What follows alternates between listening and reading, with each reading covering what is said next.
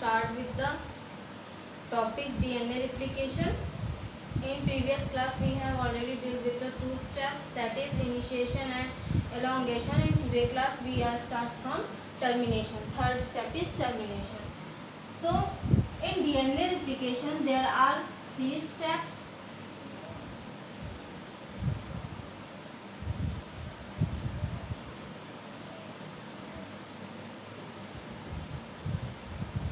There are three steps. First step is initiation.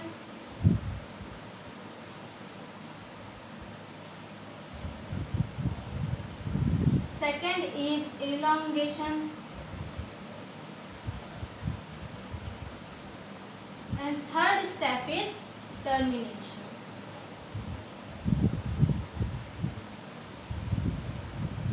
In the process of initiation, first we have already studied that there is a opening of DNA double helical structure and form two replication form, 5 prime 3 prime to 5 prime. One strand is if 5 prime to 3 prime, then another strand is in anti-parallel or anti-parallel to each other, 3 prime to 5 prime in the direction. Now in initiation process there is a unwinding of DNA helix by helicase enzyme which breaks hydrogen bond in between nitrogenous base. तो nitrogenous base में जितने भी hydrogen bond होते हैं उनका break helicase enzyme के through होता है. अब ये हेलिकेज एंजाइम मूव करता है towards the 5 prime to 3 prime in direction. फिर then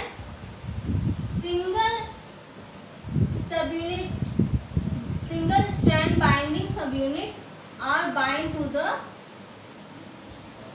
only one chain of nucleotide. तो ये क्या करता है, इनहिबिट करता है रीअपियरेंस ऑफ हाइड्रोजन बॉन्ड. इन दोनों स्ट्रैंड के बीच दोबारा हाइड्रोजन बॉन्ड ना बन जाए, इसके लिए ये इंश्योर करता है सिंगल स्ट्रैंडेड बाइंडिंग प्रोटीन्स. तो ये सिंगल स्ट्रैंड को बाइंड कर लेते हैं. Then primer provide base to DNA polymerase. Primer RNA primer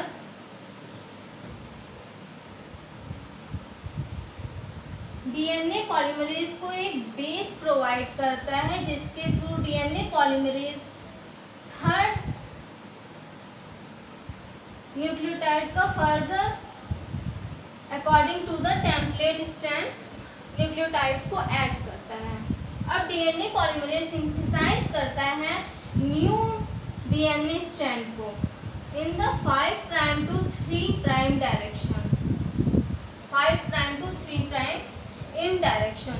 हमेशा synthesis 5 prime to 3 prime direction होती है. तो एक स्ट्रैंड अगर 3 प्राइम से 5 प्राइम में डायरेक्शन में है और जो दूसरा स्ट्रैंड है वो 5 प्राइम टू 3 प्राइम में डायरेक्शन हो, तो 3 प्राइम यहाँ पे सिंथेसिस हमेशा एंटी पैरेलल होगी. जो नया स्ट्रैंड बनेगा वो anti parallel to this strand बनेगा. तो 5 प्राइम टू 3 प्राइम सिंथेसिस होगी यहाँ पे स्ट्रैंड पे 3 जिसकी पोलैरिटी 3 प्राइम टू 5 प्राइम है. और जहाँ पे जिसकी पोलैरिटी जिस स्ट्रैंड की पोलैरिटी 5 प्राइम से 3 प्राइम के डायरेक्शन में है, यहाँ पे सिंथेसिस 5 प्राइम टू 3 प्राइम नहीं हो सकती, क्योंकि हमेशा सिंथेसिस जो न्यू स्ट्रैंड फॉर्म होता है वो एंटी पैरेलल होता है. तो जो यहाँ पे सिंथेसिस होगी ये अपोजिट डायरेक्शन में होगी. वो इस डायरेक्शन से होगी 5 प्राइम से 3 प्राइम इन डायरेक्शन में सिंथेसिस होगी. और यहाँ पे कई सारे ब्रेक में न्यू स्ट्रैंड का फॉर्मेशन होगा, जिससे जो ये ब्रेक बनते हैं इन्हें ओकाज़ाकी फ्रेगमेंट्स बोला जाता है. जाकी फ्रेगमेंट्स बोला जाता है। और इस स्ट्रैंड को लैगिंग स्ट्रैंड बोला जाता है क्योंकि यहाँ पे सिंथेसिस रुक रुक के होती है, डिसकंटिन्यूअस मेथड में होती है, डिसकंटिन्यूअस मेथड में होती है। यहाँ लैगिंग स्ट्रैंड में सिंथेसिस तो ओकाज़की फ्रैगमेंट्स का फॉर्मेशन होता है, और जहाँ पे सिंथेसिस कंटिन्यूअसली होती है उससे लीडिंग स्ट्रैंड बोला जाता है, क्योंकि यहाँ पे सिंथेसिस डीएनए न्यूली सिंथेसाइज हो रहा है, डीएनए का वो कंटिन्यूअस मैनर में हो रहा है। यहाँ पे फ्रैगमेंट्स का फॉर्मेशन नहीं हो रहा है, कंटिन्यूअसली सिंथेसाइज हो रही है डीएनए की न्यू स्ट्रैंड, तो इसलिए इसे लीडिंग स्ट्रैंड बोलते हैं। यहाँ पे कंटिन्यूअसली सिंथेसिस होती है। अब इतना हमने इनिशिएशन में पढ़ा था। अब इलॉन्गेशन में क्या होता है? इलॉन्गेशन में फर्दर हेलिकेज मूव करता है, अनवाइंडिंग के लिए रिस्पॉन्सिबल होता है। डीएनए हेलिक्स के अनवाइंडिंग करने के लिए रिस्पॉन्सिबल होता है, मतलब कि जो हाइड्रोजन बॉन्ड है in between first helix and second helix, उनको तोड़ने का काम करता है हेलिकेज। ये मूव करता है 5 प्राइम टू 3 प्राइम डायरेक्शन में इलॉन्गेशन में, और ये डीएनए पॉलीमरेज थर्ड वो न्यूक्लियोटाइड्स को ऐड करते हुए मूव करता है इन द डायरेक्शन। तो हमने देखा कि यहाँ पे दो रिप्लिकेशन का फॉर्मेशन होता है। तो सिंथेसिस जो होती है, जब एक ओरिजिन का फॉर्मेशन होता है तो जो सिंथेसिस होती है वो बाय डायरेक्शनल होती है, दोनों डायरेक्शन में होता है, क्योंकि दो रिप्लिकेशन फॉर्म का यहाँ पे फॉर्मेशन होता है। अब now we move to the termination. ये हमने प्रीवियस क्लास में ये दोनों ही पढ़ लिया था। तो अब टर्मिनेशन में क्या होता है? सिंपली टर्मिनेशन ये एंड है रिप्लिकेशन का, डीएनए रिप्लिकेशन का। जब पूरी डीएनए में सिंथेसिस हो जाती है, मतलब एक डीएनए से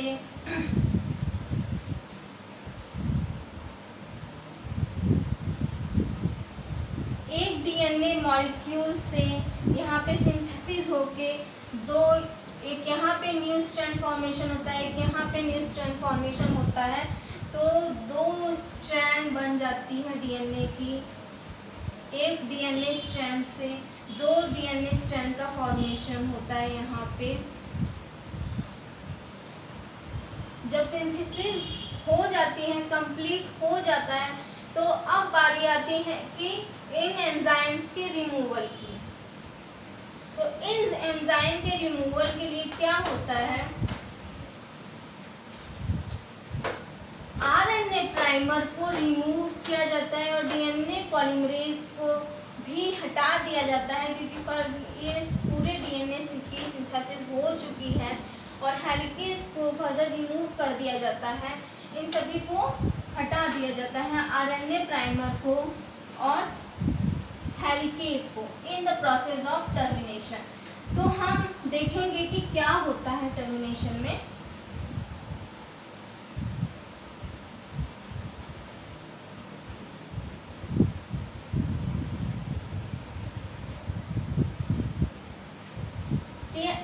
टर्मिनेशन में जब ये सिंथेसिस हो गई है, डीएनए की सिंथेसिस हो गई है,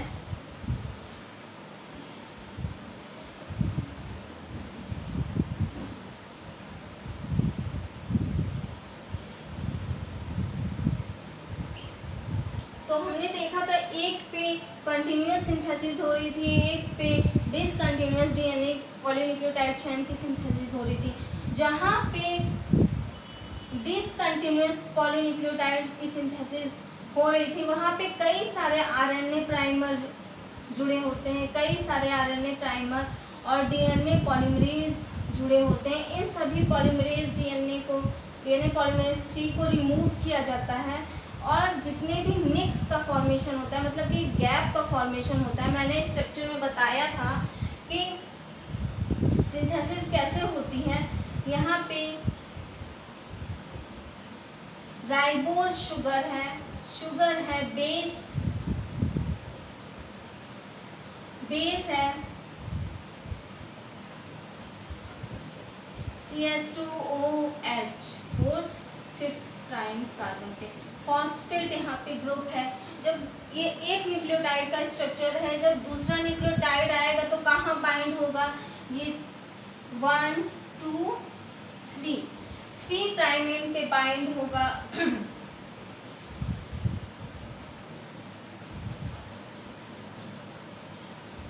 ये जब नया न्यूक्लियोटाइड आता है तो उसके पास 3 फॉस्फेट ग्रुप रहता है। ये 3 फॉस्फेट एनर्जी प्रोवाइड करता है, जैसे कि सिंपली ATP एडिनोसिन ट्राइफॉस्फेट होता है। तो जब एनर्जी का प्रोडक्शन होता है तो एक फॉस्फेट यूटिलाइज हो जाता है। यूटिलाइज होने के बाद ADP बनता है, एडिनोसिन डाइफॉस्फेट। तो क्या 2 फॉस्फेट रिमूव हो जाता है, इसमें 2 फॉस्फेट रिमूव हो जाता है और एक फॉस्फेट यूटिलाइज हो जाता है। सिंपली इस न्यूक्लियोटाइड में भी 3 फॉस्फेट रहते हैं, एक फॉस्फेट यूटिलाइज हो जाता है और 2 फॉस्फेट रिमूव हो जाते हैं। तो जो CH2OH इन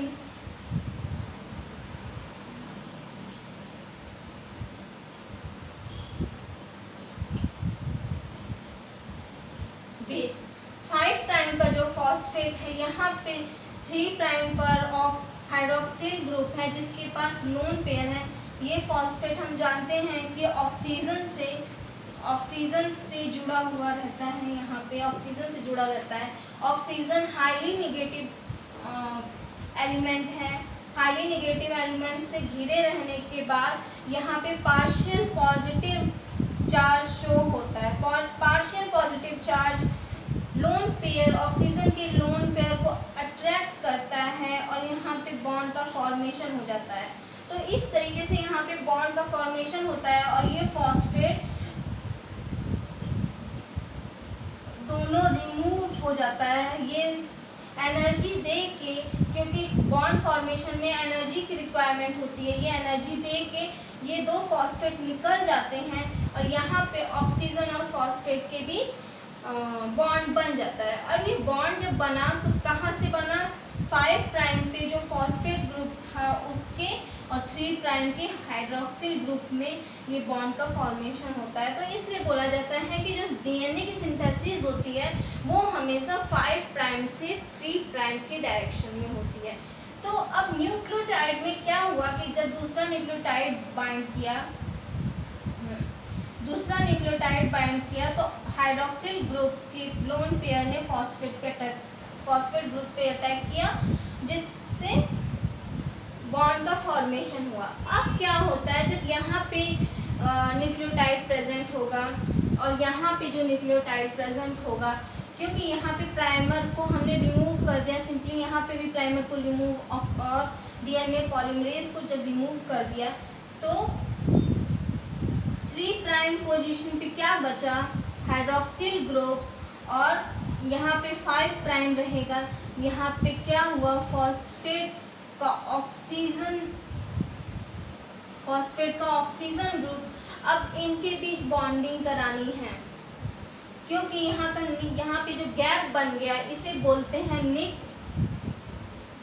NiC की निक का फॉर्मेशन हो जाता है, गैपिंग की फॉर्मेशन हो जाती है, बॉन्ड नहीं रहता है यहाँ पे। तो अब ये बहुत सारे निक का फॉर्मेशन होता है इन द लैगिंग स्ट्रैंड। जहाँ पे ओकाजाकी फ्रेगमेंट का फॉर्मेशन होता है वहीं पे निक बनता है। सिंपली ये गैपिंग होती है जहाँ पे 3 प्राइम और 5 प्राइम के बीच बॉन्ड नहीं रहता है, क्योंकि फ्रैगमेंट में ये इनकी सिंथेसिस हुई है, अपोजिट डायरेक्शन में सिंथेसिस हुई है। एक तो 5 प्राइम था, दूसरा 3 प्राइम, तो एंटी पैरेलल हमेशा सिंथेसिस होती है, तो जिस पे 5 प्राइम टू 3 प्राइम सिंथेसिस होती है। अब ये क्योंकि ये ऐसे नहीं हो सकता क्योंकि एंटी पैरेलल है, तो सिंथेसिस कैसे होगी, अपोजिट होगी। तो अपोजिट होने में कई सारे DNA पॉलीमरेज और RNA प्राइमर की ज़रूरत पड़ती है। जब DNA प्राइमर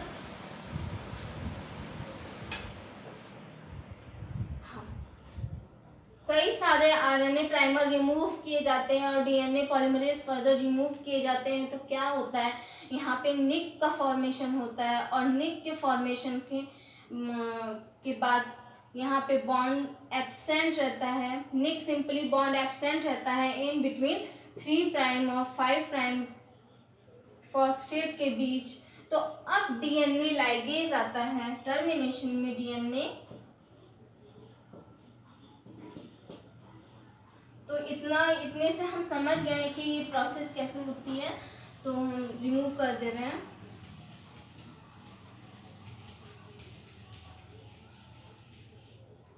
सिंपली टर्मिनेशन में डीएनए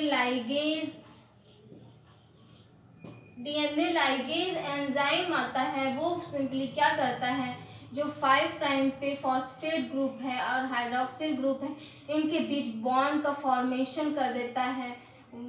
वैसे ही जैसे लोन पेयर पार्शियल पॉजिटिव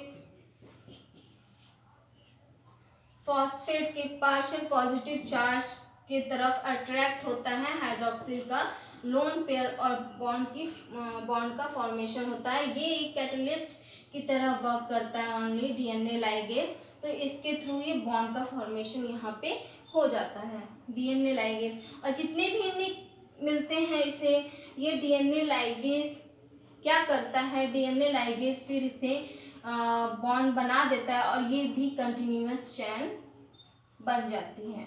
जितने भी निक यहाँ पे बने रहते हैं। अब इसमें जब कंटिन्यूअस चैन का फॉर्मेशन हो जाता है, तो फिर से डीएनए की प्रूफ रीडिंग, जो न्यूली सिंथेसाइज डीएनए है, सिंपली यहाँ पे एक स्ट्रैंड पेरेंट का रहेगा और दूसरा स्ट्रैंड डॉटर स्ट्रैंड रहेगी या न्यूली सिंथेसाइज स्ट्रैंड रहेगी। न्यूली सिंथेसाइज स्ट्रैंड रहेगा। अब ये जो न्यूली सिंथेसाइज स्ट्रैंड है यहाँ पे, वहाँ पे सिंपली देखा जाता है कि प्रूफ रीडिंग की जाती है। प्रूफ रीडिंग के थ्रू ये चेक किया जाता है कि कोई नाइट्रोजनस बेस गलत तो नहीं जुड़ा हुआ है।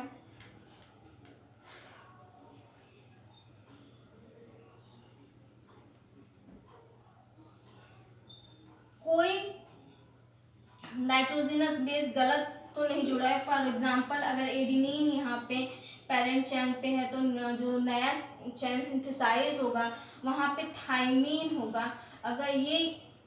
अगर यहाँ पे थाइमीन की बजाय कोई साइटोसिन जुड़ गया है या ग्वानिन जुड़ गया है, तो वो प्रूफ रीडिंग में चेक किया जाता है। और जो भी जितने भी गलत नाइट्रोजनस बेस बाई चांस अगर जुड़ गए हैं, तो उन्हें रिमूव करके सही नाइट्रोजनस बेस जोड़ा जाता है। ये जो प्रूफ रीडिंग होती है, ये बाय डीएनए पॉलीमरेज, इसमें इन्वॉल्व होते हैं डीएनए पॉलीमरेज सेकेंड और DNA polymerase 4th and 5th। ये तीनों ही प्रूफ रीडिंग का काम करते हैं और प्रूफ रीडिंग में गलत न्यूक्लियोटाइड, जो रॉन्ग न्यूक्लियोटाइड है, उसको चेक करते हैं, उसको रिमूव करते हैं, फिर फर्दर न्यूक्लियोटाइड, सही न्यूक्लियोटाइड लाके जोड़ दिया जाता है यहाँ पे। तो वो निक जितने भी फॉर्मेशन होते हैं और नया न्यूक्लियोटाइड का एडिशन बाय डीएनए लाइगेज होता है, और जो प्रूफ रीडिंग प्रोसेस होती है वो DNA polymerase 2nd, 4th and 5th के थ्रू होती है। तो जो डीएनए पॉलीमरेज 3 है,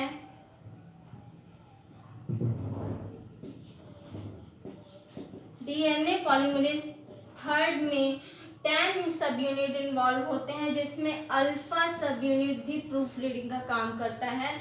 ये अल्फा सब यूनिट भी क्या करता है कि गलत न्यूक्लियोटाइड को फिर से चेक करता है और चेक करके जो रॉन्ग न्यूक्लियोटाइड्स हैं उनको रिमूव करता है। फॉर एग्जांपल, यहाँ पे एडेनिन है और यहाँ पे साइटोसिन है, तो ग्वानिन जो नया चैन है वहाँ पे ग्वानिन होना चाहिए था, लेकिन यहाँ पे अगर एडेनिन है तो वो अल्फा प्रूफ रीडिंग के थ्रू डीएनए पॉलीमरेज 3rd में जो अल्फा सब यूनिट है उसके थ्रू एडेनिन को हटा दिया जाता है और फिर थाइमिन को लाइगेज डीएनए लाइगेज के थ्रू जोड़ दिया जाता है। तो इस तरीके से जो टर्मिनेशन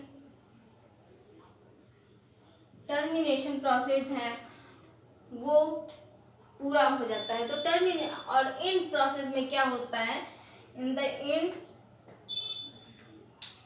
फाइनली डीएनए सिंथेसाइज होके रिप्लिकेट करके यहाँ पे ये पेरेंट स्ट्रैंड है और पेरेंट स्ट्रैंड से एक यहाँ पे एक पेरेंट स्ट्रैंड रहता है और एक नए स्ट्रैंड की सिंथेसिस हो जाती है। तो इसी को अकॉर्डिंग टू द क्रिक क्या बोला गया कि सेमी कंजर्वेटिव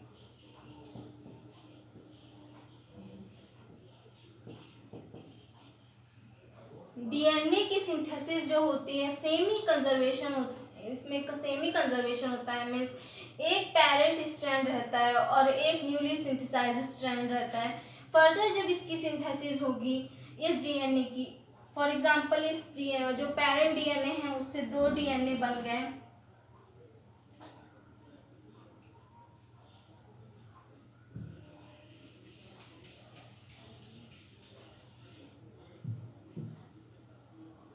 यहाँ पे 2 स्ट्रैंड की सिंथेसिस हो गई, 2 स्ट्रैंड की डीएनए स्ट्रैंड की सिंथेसिस हो गई और जो स्ट्रैंड बना वो सेमी कंजर्वेटिव इसलिए बना क्योंकि जो सिंथेसिस होती है उसमें एक पेरेंट स्ट्रैंड रहता है, एक पेरेंट स्ट्रैंड और दूसरा स्ट्रैंड जो रहता है न्यूली सिंथेसाइज्ड स्ट्रैंड।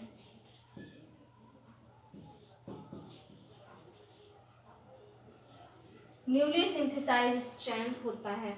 तो इस तरीके से जो सिंथेसिस होती है वो according to the Crick semi conservative synthesis होती है। सेमी कंजर्वेशन होता है जिसमें एक पेरेंट स्ट्रैंड रहता है। सेमी कंजर्वेशन मीन्स आधा कंजर्व होता है और आधा पेरेंट के कैरेक्टर्स रहते हैं और आधा न्यूली सिंथेसाइज्ड कैरेक्टर और न्यूली सिंथेसाइज्ड स्ट्रैंड रहता है इसमें सेमी कंजर्वेशन में। तो अब ये प्रोसेस डीएनए रिप्लिकेशन में क्या हुआ, एंड हो गया डीएनए रिप्लिकेशन में, जिसमें पहले एलोंगेशन होता है, सेकेंड स्टेप इज पहले इनिशिएशन होता है, first step is initiation, second is elongation and third is termination. Initiation में सिंपली ओरिजिन का फॉर्मेशन होता है और ओरिजिन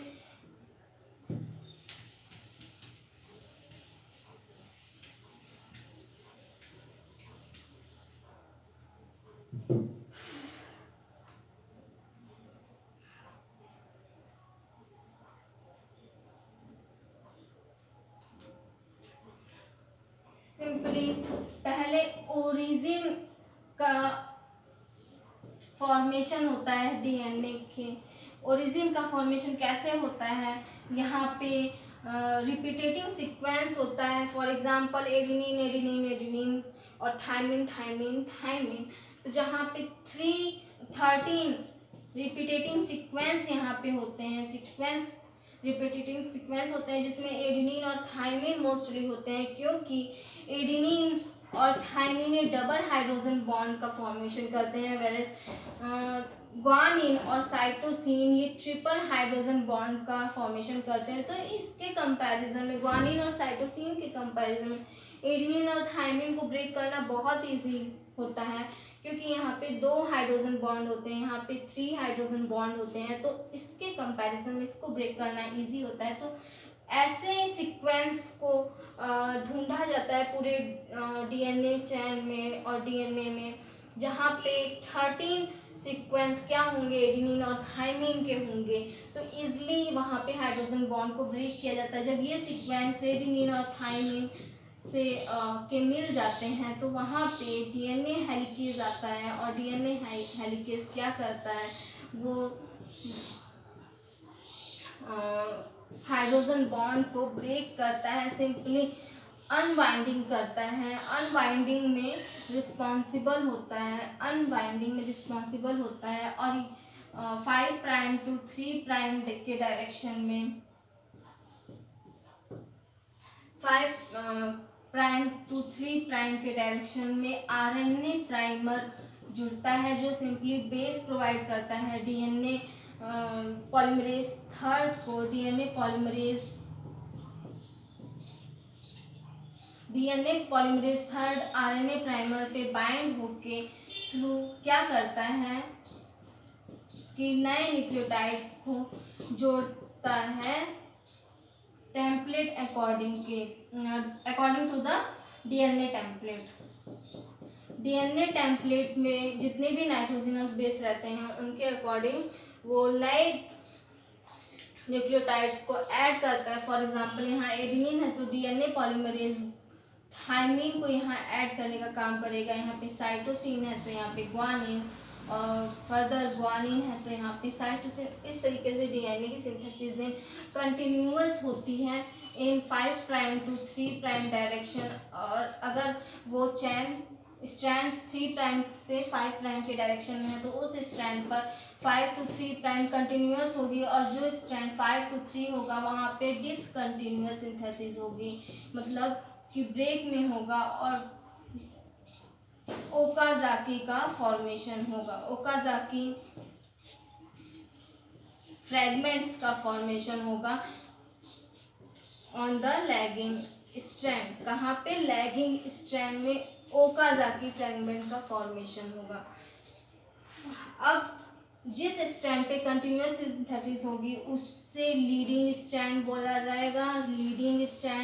जाएगा, और जहाँ पे डिसकंटिन्यूअस सिंथेसिस होगी उसे लैगिंग स्ट्रैंड बोला जाएगा। अब लीडिंग स्ट्रैंड जो होता है वो हमें वो कहाँ पे होता है, किस स्ट्रैंड पे होता है? जिसकी डायरेक्शन 5 प्राइम टू 3 प्राइम है, उस डीएनए स्ट्रैंड पर जो सिंथेसिस होगी वो लैगिंग स्ट्रैंड की होगी, और जो स्ट्रैंड 3 प्राइम से 5 प्राइम के डायरेक्शन में वहाँ पे जो सिंथेसिस होगी वो लीडिंग स्ट्रैंड की होगी, कंटिन्यूअस मैनर में होगी। तो इस तरीके से इनिशिएशन और इलॉन्गेशन में हमने देखा नए पॉलीन्यूक्लियोटाइड्स का कैसे एडिशन होता है। टर्मिनेशन में क्या होगा? सिंपली सभी एंजाइम्स को रिमूव कर दिया जाएगा जो न्यू डीएनए की जो सिंथेसिस कर रहे थे और न्यू न्यूक्लियोटाइड्स को ऐड कर रहे थे, तो सिंपली उन्हें रिमूव कर दिया जाएगा। रिमूव आरएनए प्राइमर को और डीएनए पॉलीमरेज को रिमूव कर दिया जाएगा, और जितने भी निक का फॉर्मेशन हुआ है इन द लैगिंग स्ट्रैंड में निक का फॉर्मेशन होता है। उस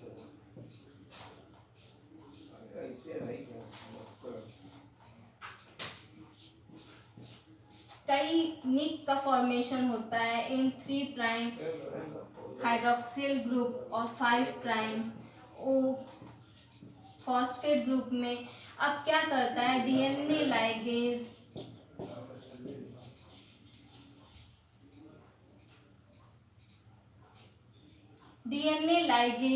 ये हाइड्रोक्सिल ग्रुप और फॉस्फेट ग्रुप में हाइड्रोजन बॉन्ड का फॉर्मेशन कर देता है, और ये निक है जो निक का फॉर्मेशन हुआ है। कई सारे निक का फॉर्मेशन होता है, मतलब कि गैपिंग का फॉर्मेशन होता है, वहाँ पे बॉन्ड फॉर्म कर दिया जाता है, तो जिससे क्या होता है लैगिंग स्ट्रैंड भी लीडिंग स्ट्रैंड में कन्वर्ट हो जाता है। अब डीएनए रिप्लिकेशन में एक स्ट्रैंड से 2 स्ट्रैंड का फॉर्मेशन हो जाता है, 2 डीएनए स्ट्रैंड का फॉर्मेशन हो जाता है। अब ये यूकैरियोट्स में कहाँ होता है? यूकैरियोट्स में डीएनए की सिंथेसिस जब हम सेल साइकिल देखते हैं तो वहाँ पे G1 interface G1 S phase G2 and metaphase या एम फेज मेटाफेज। तो जो एस सेल साइकिल में जो एस फेज होता है जीवन के बाद, एस फेज में डीएनए की रिप्लिकेशन होता है। जब डीएनए का रिप्लिकेशन हो जाता है 1 से 2 बन जाते हैं। सिंपली अगर क्रोमोसोम्स की हम बात करें तो क्रोमोसोम्स कितने हो जाते हैं? 46 क्रोमोसोम्स हैं, 46 क्रोमोसोम है, तो इसका सीधे डबल हो जाता है इन एस फेज में। फिर डीएनए जो क्रोमोसोम्स नहीं, डीएनए डबल हो जाते हैं। क्रोमोसोम्स 46 प्रेजेंट हैं, 46 ही रहते हैं, डीएनए डबल हो जाते हैं। G2 फेज में फर्दर डिवीजन की तैयारी कर ली जाती है और एम फेज में देखा जाता है कि सेल डिवीजन होते हैं। तो जो क्रोमोसोम जो एस फेज में डीएनए की सिंथेसिस होती है 1 से 2 हुआ है, यही एम फेज में सेल डिवीजन में सेपरेशन हो जाता है, उन्हीं डीएनए का सेपरेशन हो जाता है in the form of chromosome. Metaphase में कॉइलिंग हो जाती है और कॉइलिंग से जब डीएनए कॉइल करता है और डीएनए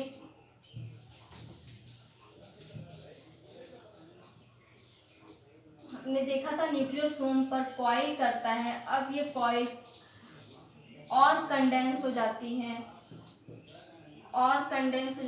और कई सारे न्यूक्लियोसोम्स सोलेनॉइड्स में फॉर्म हो जाते हैं। यहाँ पे ये न्यूक्लियोसोम रहते हैं, न्यूक्लियोसोम जो सोलेनॉइड्स में चेंज हो जाते हैं। ये सोलेनॉइड्स फर्दर कंडेंस करके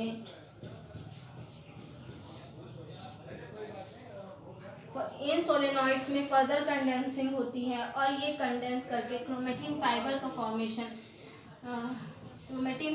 फॉर्मेशन करते हैं। क्रोमेटिन फाइबर फर्दर कंडेंस होता है और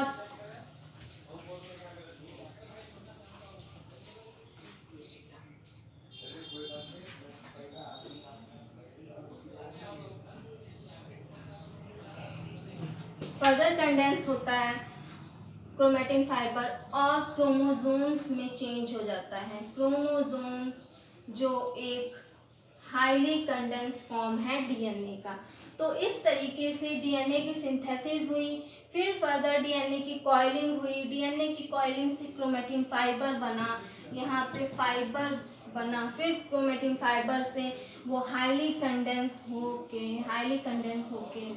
यहाँ पे क्रोमोसोम्स में चेंज हो जाता है। तो ये क्रोमेटिन फाइबर्स है जो हाईली कंडेंस है in the form of chromosome, और इन्हें ऐसे ही कंडेंस करके रख दिया जाता है जब तक सेल डिवीजन नहीं हो। सेल डिवीजन में ये क्या होते हैं, यही सेपरेट हो जाते हैं और डॉटर सेल का फॉर्मेशन कर लेते हैं।